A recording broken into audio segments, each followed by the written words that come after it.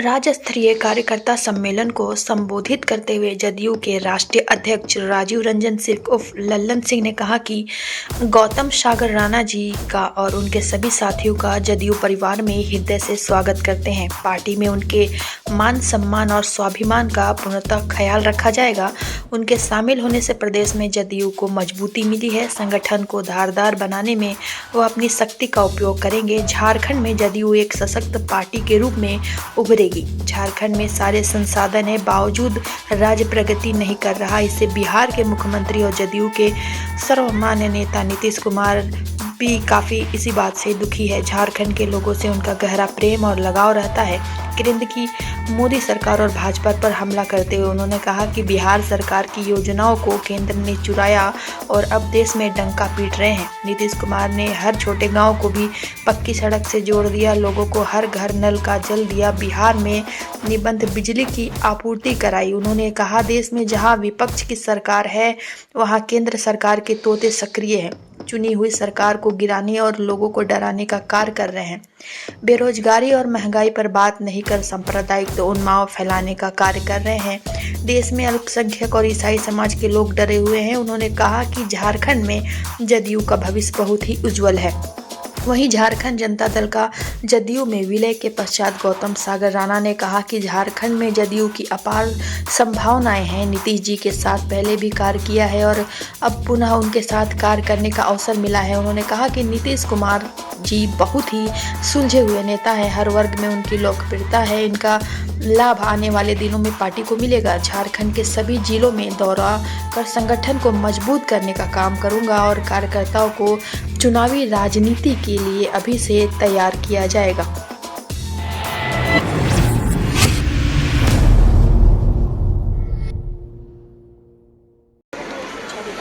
सभी प्रकोष्ठ के प्रदेश के अध्यक्षगण, सभी जिला के सम्मानित अध्यक्षगण, सभी प्रकोष्ठ के जिला के सभी सम्मानित अध्यक्षगण, झारखंड जनता दल से आए हुए गौतम सागर राणा जी के साथ आए हुए उनके सभी सम्मानित पदाधिकारीगण, सभी साथीगण और इस सभागार में उपस्थित आप सभी। सबसे पहले तो आज झारखंड जनता दल यूनाइटेड के इस सम्मेलन में जो साथी विभिन्न जिलों से आए हैं उनका हम हृदय से स्वागत करते हैं और उनका हम हृदय से अभिनंदन करते हैं। और उसके साथ साथ आज श्री गौतम सागर राणा जी ने जो हम बहुत पुराने साथी हैं, उन्होंने अपनी पार्टी का विलय किया जनता दल यूनाइटेड। तो गौतम सागर राणा जी का और उनके सभी साथियों का जनता दल यूनाइटेड के परिवार में हृदय से स्वागत करते हैं और उनका अभिनंदन करते हैं। और हम उनको भरोसा दिलाते हैं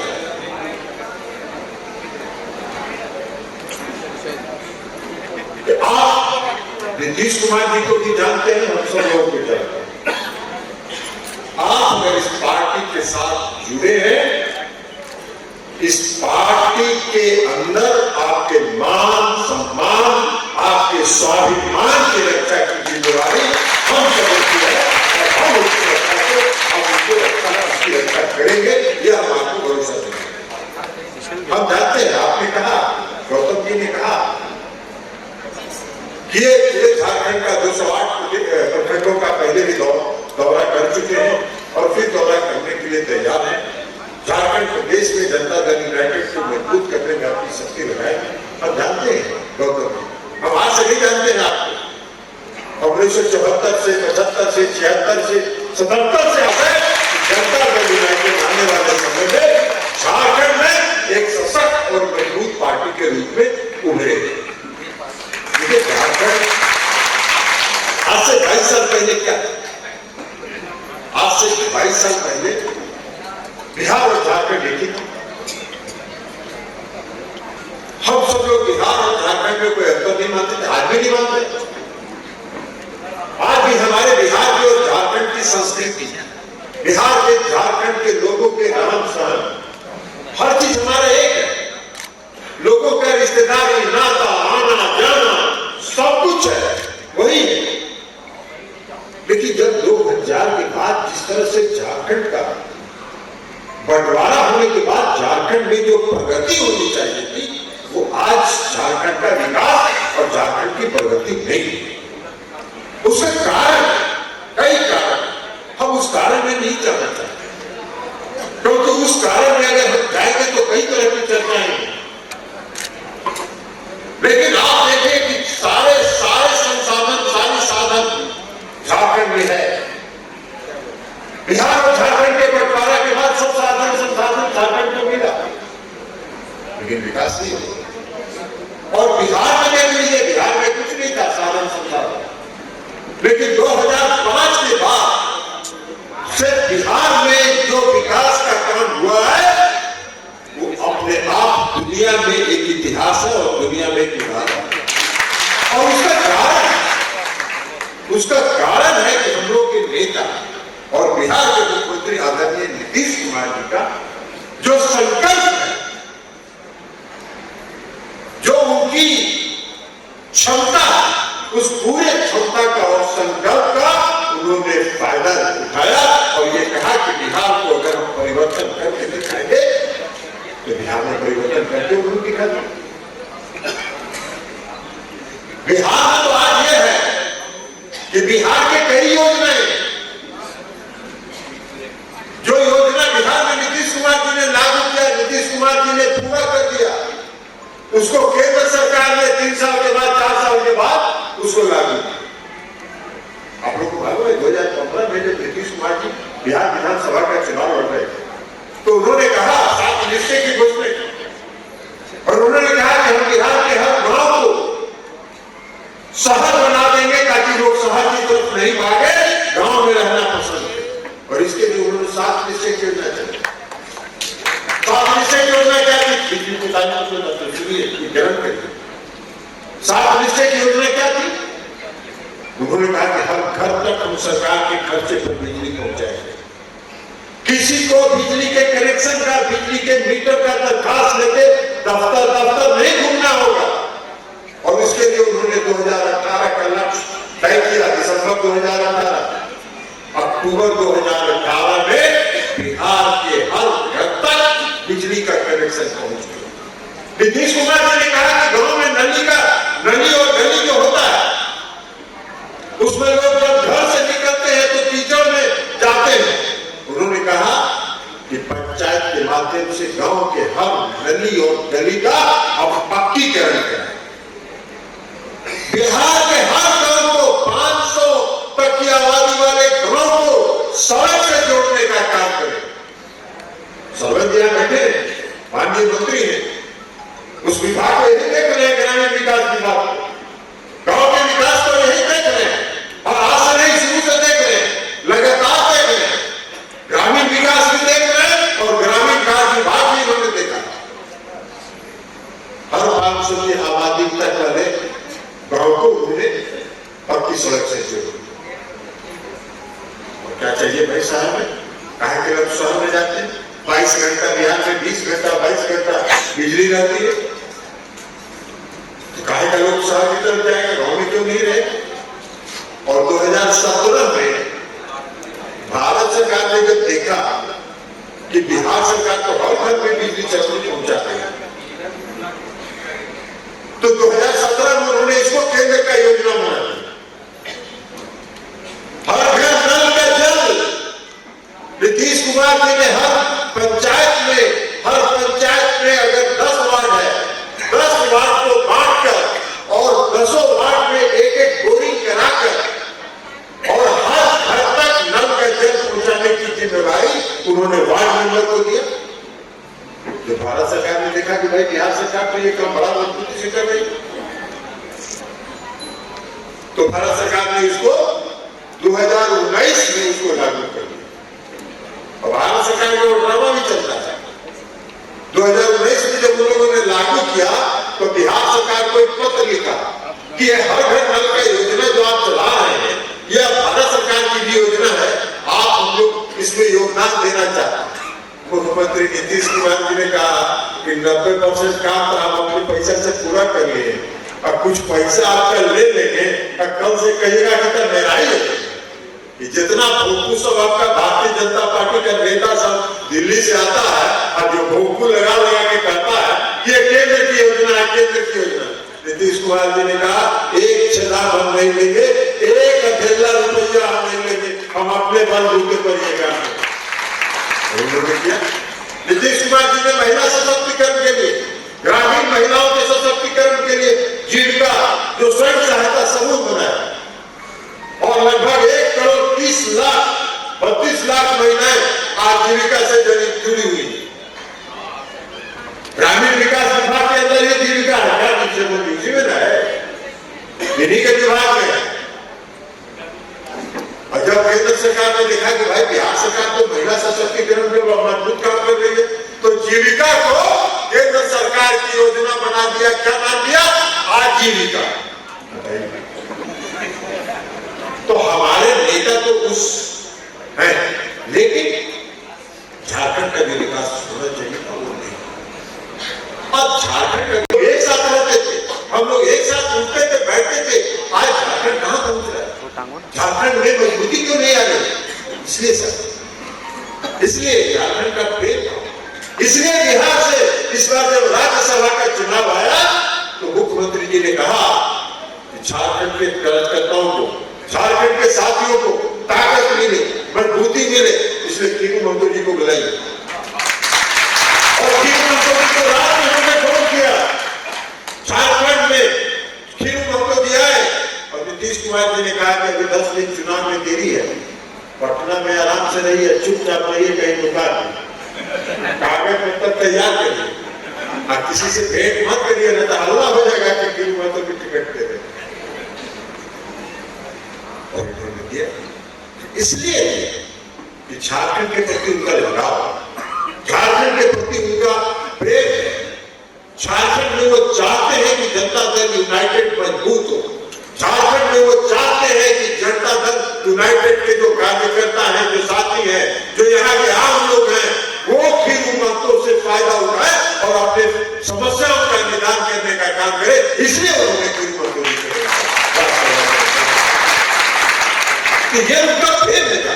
और आज उनका गलत, आज सुबह भी मैंने कहा कोई बात नहीं, कल वो स्टीमर से गंगा घाट का निरीक्षण करने गए थे, उनको थोड़ा चोट लग गया था। कल मैंने रात में फोन किया था कि वो आराम कर रहे थे, डॉक्टर ने आराम के साथ सुबह उनका फोन जाइए और जरूर जाइए। और रांची के साथ को कहिए कि रांची में झारखंड में जनता दल यूनाइटेड को हर गांव तक, हर घर तक पहुंचाए, मजबूत बनाए और आने वाले समय में झारखंड में जनता दल यूनाइटेड एक शक्ति बनी। ये उनकी इच्छा, ये उनकी चाहत नीचे भी थोड़ा देख, और इसलिए हम सब लोग आपके बीच हैं नीचे भी देख। और हम आपसे आगे करेंगे कि आप साथी मजबूत हुई, ताकतवर बनिए। और अगर झारखंड को बदलना चाहते हैं, झारखंड के लोगों का कल्याण चाहते हैं, झारखंड के लोगों का विकास चाहते हैं, झारखंड प्रदेश का अगर विकास चाहते हैं, तो अपने आप को सशक्त करिए और लोगों का भरोसा और विश्वास जीतिए। और लोगों का भरोसा और विश्वास जीतिएगा झारखंड पार्टी, झारखंड में पार्टी सशक्त होगी। और पार्टी सशक्त होगी तो आने वाले समय में 10, 12, 15 एमएलए आपके जिस दिन हो जाएंगे, उस दिन जो चाहिएगा झारखंड में वही होगा। यह आपको क्या है, आज देश का क्या हालत है, बड़ी चिंता की बात है। देश के आदरणीय प्रधानमंत्री श्री नरेंद्र मोदी जी क्या कर रहे हैं देश में? भाई देश में इतना भारी जबरदस्त महंगाई है, बेरोजगारी है। अच्छा है महंगाई की स्थिति में ठीक ठाक समझिए कि 70 साल की महंगाई को एक तरफ रख दीजिए और ये अभी के महंगाई को एक तरफ रख। कौन सा चीज है जिसका दाम नहीं बढ़ रहा है?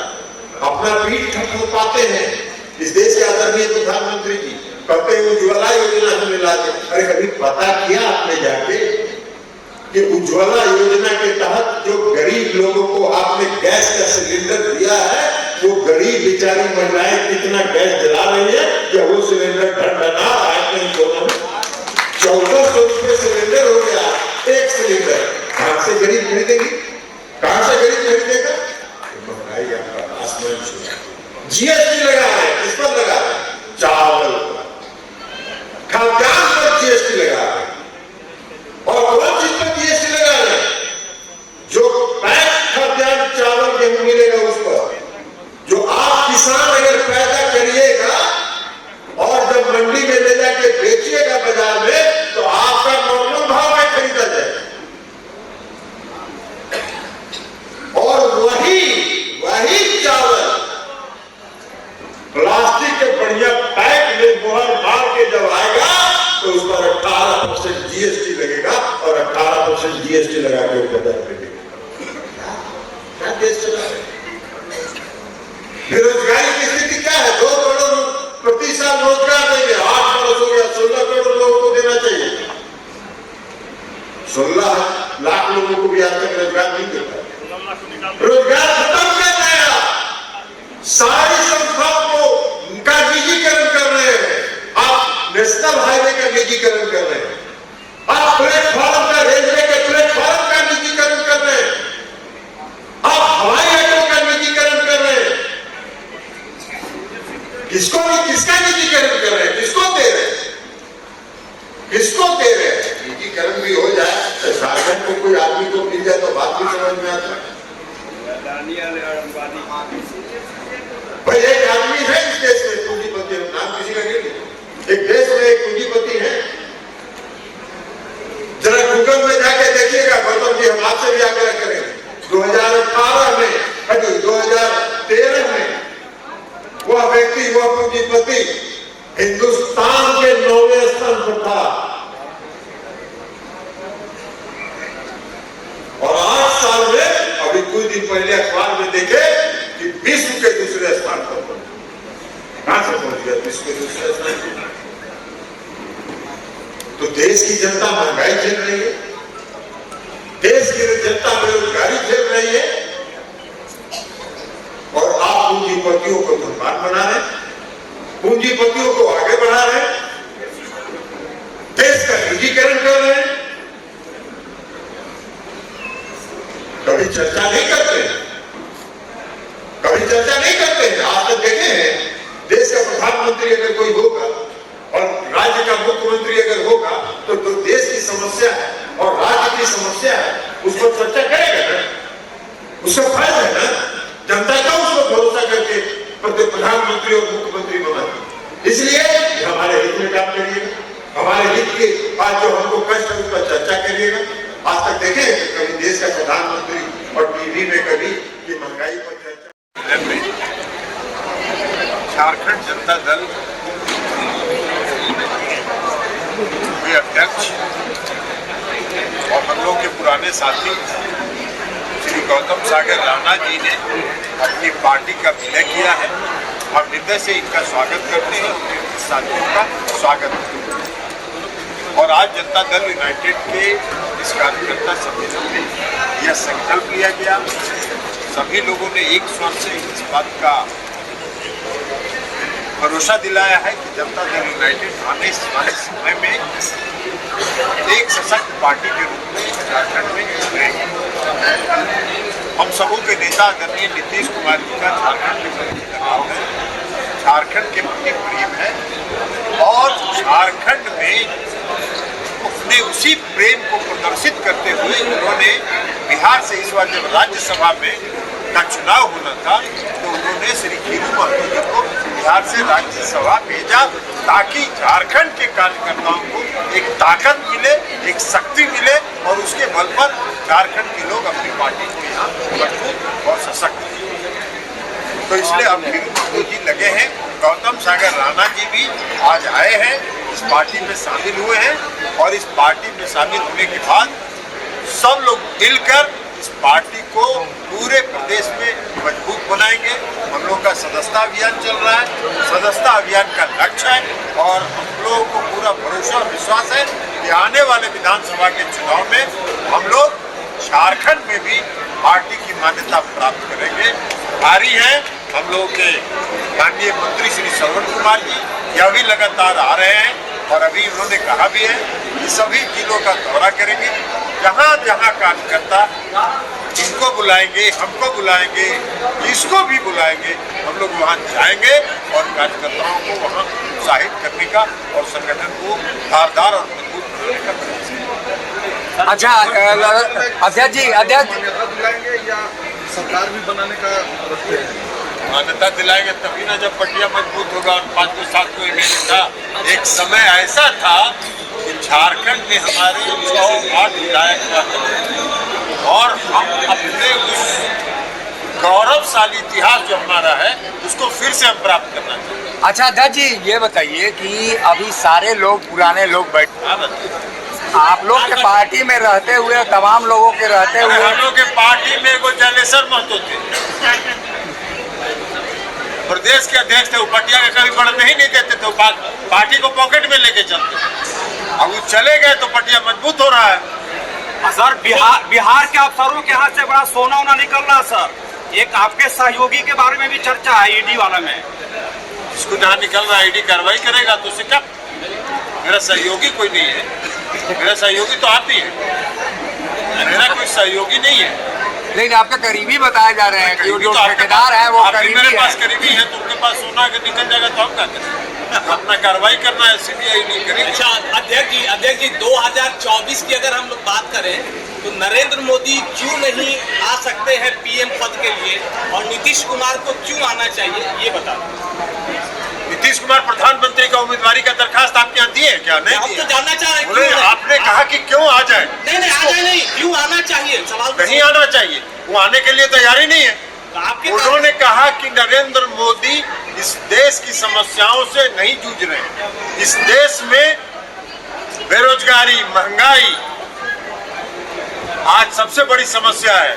देश के सामने जो समस्या है उस समस्या से जूझने के बजाय नरेंद्र मोदी जी देश में धार्मिक उन्माद और सांप्रदायिक सद्भाव खराब कर रहे हैं और इसलिए उनको नहीं आना चाहिए। अच्छा लेकिन सर बीजेपी तो कहती है कि विकल्प कौन है? विकल्प तो बताना होगा। विकल्प को छोड़िए ना, नरेंद्र मोदी जी थे क्या?